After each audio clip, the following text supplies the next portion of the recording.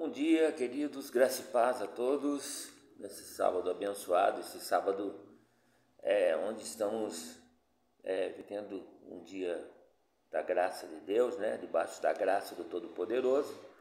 Nós temos hoje um sol lindo, lá fora, e estou aqui para comunicar uma palavra de Deus aos nossos corações.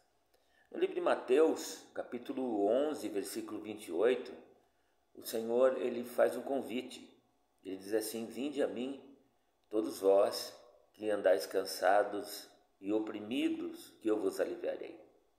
Em outras traduções, ele diz: vinde a mim, todos vós, todos os que estão cansados e sobrecarregados, e eu darei descanso a vocês.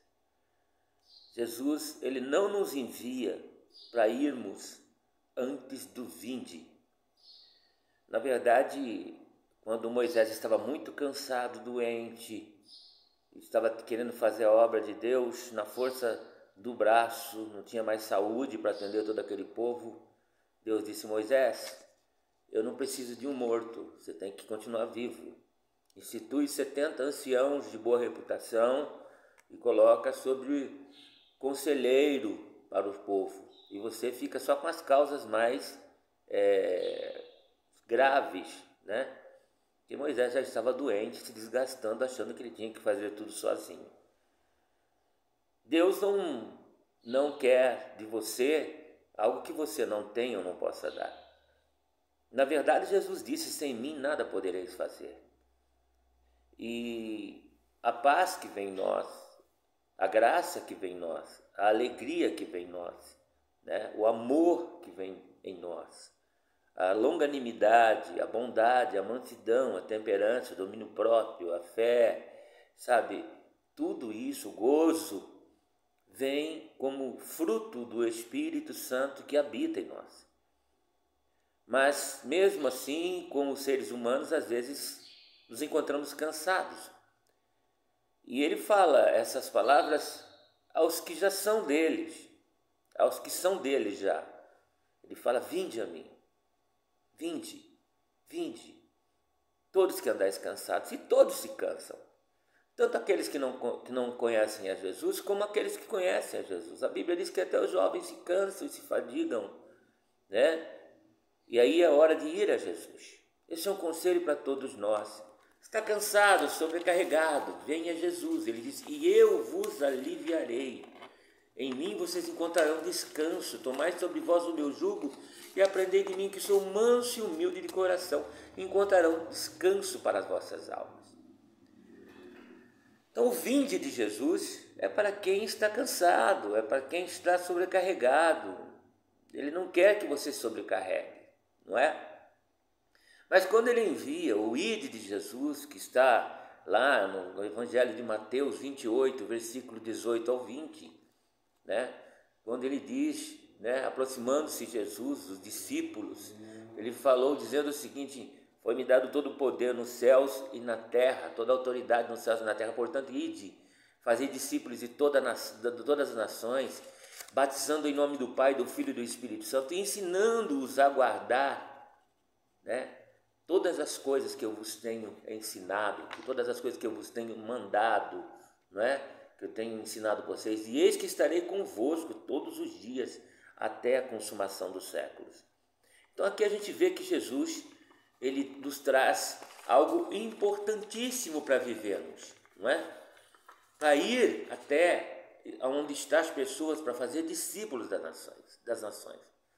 Então, quando a gente encontra aqui dentro, desses 3 relatos importantes aqui das Escrituras, em que Jesus nos envia, depois do vinde, ele envia, porque a palavra diz que ele é aquele que nos chama, é aquele que nos envia, e se ele nos chama e nos envia, ele supre, ele capacita, ele respalda.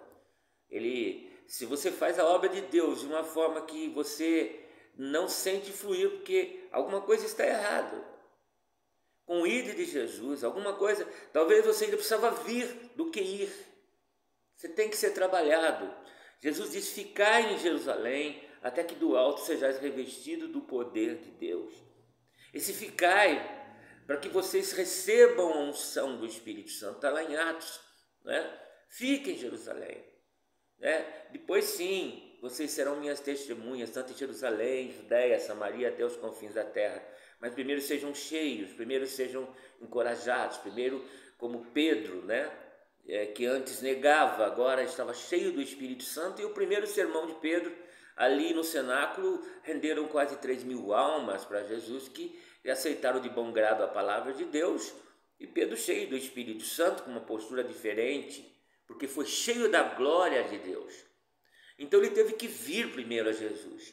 Ele havia negado e Jesus o perdoou, mas ele foi um dos que tomou cabeceira naquela situação. Ele entendeu o ide de Cristo depois do vinde de Cristo. Jesus chamou ele de volta ao seu regaço, porque Jesus sabia que ele era fraco, e mesmo que ele quisesse ser diferente, mas ainda era pura religiosidade. Mas o dia que tu te converteres, Pedro, aí você vai cuidar dos meus irmãos, né? Você vai cuidar dos seus irmãos. Aí sim você vai ensinar os seus irmãos. Pedro precisava se converter, já andava com Jesus. Isso acontece com muitas pessoas. Então, dentro desse relato aqui das Escrituras, né? Segundo a Bíblia aqui, essas foram as últimas palavras de Jesus. As últimas palavras do Senhor Jesus antes de ir para a ascensão, de ser assunto aos céus, né? Então, mas a pergunta hoje, é a seguinte: no que consiste o ide? E no que consiste o vinde? Bom, o ide, o vinde você já sabe: todos que andais cansados e sobrecarregados, oprimidos, eu vos aliviarei. Isso serve para todos. E o ide? No que consiste o ide, né? O que devemos fazer em obediência ao mandamento do ide do nosso Senhor Jesus Cristo? O que é que está em pauta aqui, na verdade, né? Há muitas coisas importantes a considerar nessa palavra do nosso Senhor Jesus Cristo, né? Nós podemos dividir, pelo menos, essas palavras em três ações importantes. Ele diz primeiro de fazer discípulos de todas as nações, não é isso? E de fazer discípulos de todas as nações, ensinando-vos a guardar, batizando em nome do Pai, do Filho e do Espírito Santo, e depois ensinando-vos a guardar todas as coisas que eu vos tenho falado. 3 etapas. E eis que estarei convosco todos os dias até a consumação dos séculos. Então, no que consiste esse ide? Fazei discípulos, né? Primeiro. Segundo, batizando-os em nome da Trindade, do Pai, do Filho e do Espírito Santo, né? E depois, não acabou aí. Você não larga agora lá, deixa, não. Agora você ensina-os a guardar todas as coisas que o Senhor ordenou. Todas as coisas que eu vos tenho ordenado. Todas as coisas que eu vos tenho falado. E de resto, na verdade, que temos que ter certeza mesmo, que tem de que o Senhor estará conosco todos os dias até a consumação dos séculos. O Senhor estará, eis que estarei convosco todos os dias até a consumação dos séculos. E essa certeza que temos que ter. Então, para nós entendermos o que está aí incluído nesse ide do Senhor, nesse ide do Senhor Jesus, nós temos que entender como aplicar as ações observadas nesse mandamento que acabamos de ler no Evangelho, né?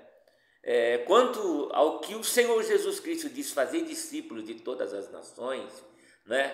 Fazer discípulos de todas as nações, primeira coisa, né? Primeiro fazer discípulo.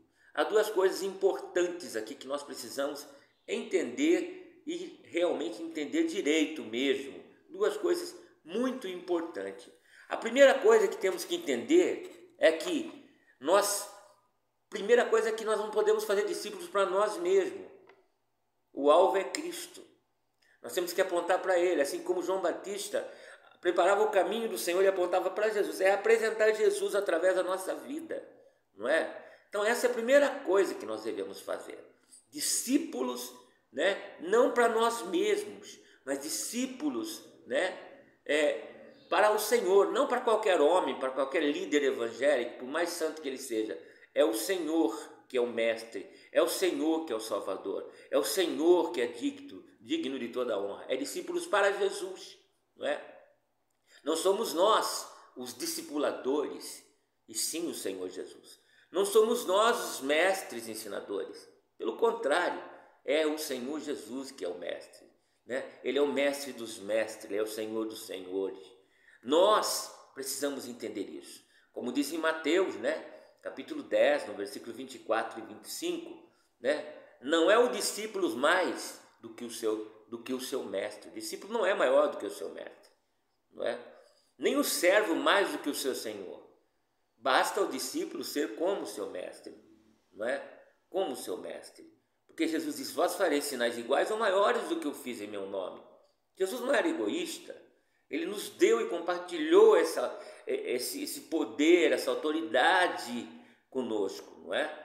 Mas nós não somos maior do que o mestre, mas o mestre é ele, Senhor é ele. Nós não somos, nós somos discípulos, todos nós.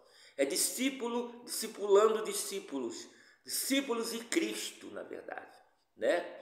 Então basta ao discípulo ser como o seu mestre e o servo como o seu Senhor.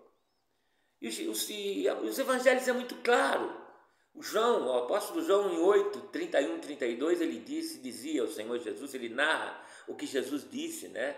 Dizia, pois, Jesus aos judeus que creram nele, aqueles judeus que estavam por ali, que acreditaram nele mesmo: se vocês conhecerdes, né? Se vocês conhecereis a verdade, né? Se vocês conhecerem a minha verdade, né? E se vós permanecerdes em mim, nas minhas palavras, ele diz, se vós permanecerdes nas minhas palavras, verdadeiramente sois meus discípulos. Falava para os judeus que creram nele: se vocês permanecerem na minha palavra, vocês vão ser meus discípulos.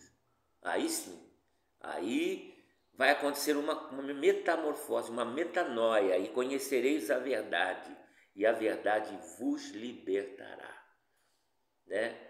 Jesus está falando o caminho aí, a verdade e a vida. Se vocês permanecerem no meu ensino, se vocês que são judeus, que seguem ensino mosaico, mas permanecerem nas minhas palavras, nos meus mandamentos, nos meus ensinos, aí vai acontecer algo na vida de vocês tremenda. Permanecer nas minhas palavras. Permanecer na palavra é fazer da palavra um estilo de vida, é fazer da palavra de Cristo, dos mandamentos de Cristo, uma cultura a ser vivida, não é? Verdadeiramente aí seremos os discípulos de Jesus, se seguirmos as pegadas do Mestre, se fizermos o que Jesus... A velha pergunta: o que Jesus faria em meu lugar? O que Jesus faria agora em meus passos? Não é? Toda hora temos oportunidade de darmos exemplo que Jesus poderia dar, mas às vezes não estamos prontos, não é? Às vezes, ao invés de aconselharmos e pregarmos para o ladrão, nós corremos dele, né? Às vezes, ao invés de falarmos para o drogado de Jesus, nós temos medo de encostarmos nele. Às vezes, de chegarmos numa prostituta e falar do amor de Cristo, como Jesus chegou lá no poço de Jacó, né? E que converteu aquela mulher, nós discriminamos, nós gostamos de ficar na igreja, no meio dos crentes, brilhar onde já tem luz. Mas Jesus disse: eis que vos chamo das trevas para a verdadeira luz. E se você é a luz, você vai iluminar as trevas, e não o contrário.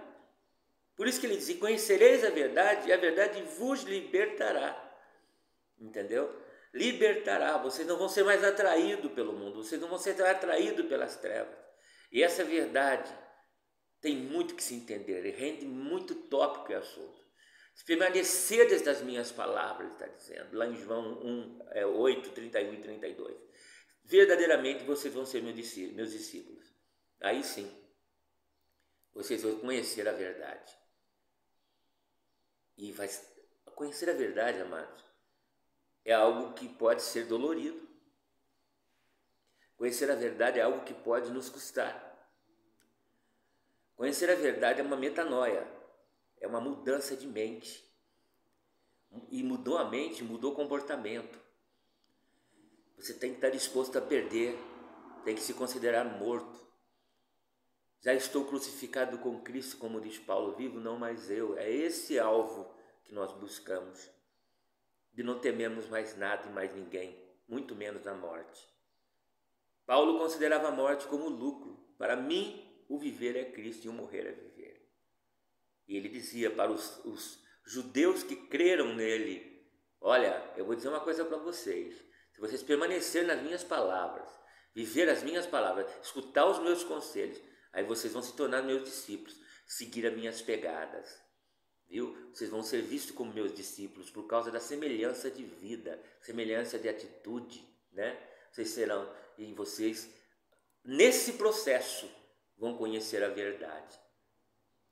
E essa verdade vai libertar vocês, como libertou Pedro, como libertou Paulo, como libertou todos os outros que não tinham medo de morrer por amor a uma alma que fosse, né, em nome de Jesus. Porque o discípulo não é maior do que seu mestre. Se o mestre morreu por nós, todos os que vieram antes de nós, muitos eram e entregaram suas vidas por amor às almas. E nós precisamos parar de ser tão egoístas e pensar em nós mesmos e abrir mão de nossas vidas. Jesus disse: se uma semente cair no chão, ela não morrer, ela fica só. Mas se ela morrer, ela dá muitos frutos. Morrer para nós mesmos, morrer para o meu eu. Como um trigo cai no chão, você pega lá um caroço de feijão, coloca no algodão molhado, põe dentro de um copo, dali uns dias, no dia seguinte você vê que ele está tudo enrugado, no outro dia ele começa a ficar preto, logo no outro dia ele começa a estourar, logo ele solta de dentro dele, ele morreu, mas ele soltou de dentro dele um pendãozinho, um brotozinho, aquele vai ser um pé de feijão. Aí ele vai dar bases e frutos, muitos mais grãos de feijão. Se não morrer, fica só, seria só um grão, mas plantado, não é?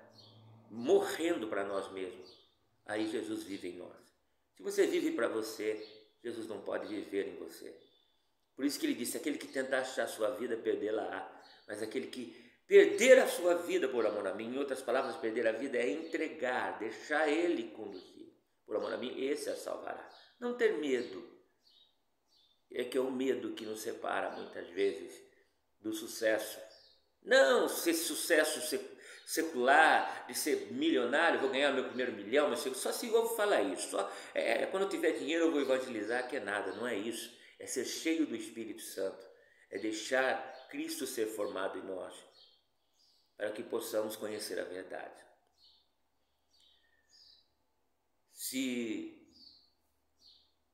obedeceres as minhas palavras, conhecer as minhas palavras e obedeceres, verdadeiramente sereis meus discípulos. Sabe o que vai acontecer? E conhecereis a verdade, e a verdade vos libertará. É o que ele disse para mim, disse para você e para todos nós. Que Deus abençoe nesse dia, fique na paz desse grande amor, que Deus possa trazer vida com abundância na sua vida em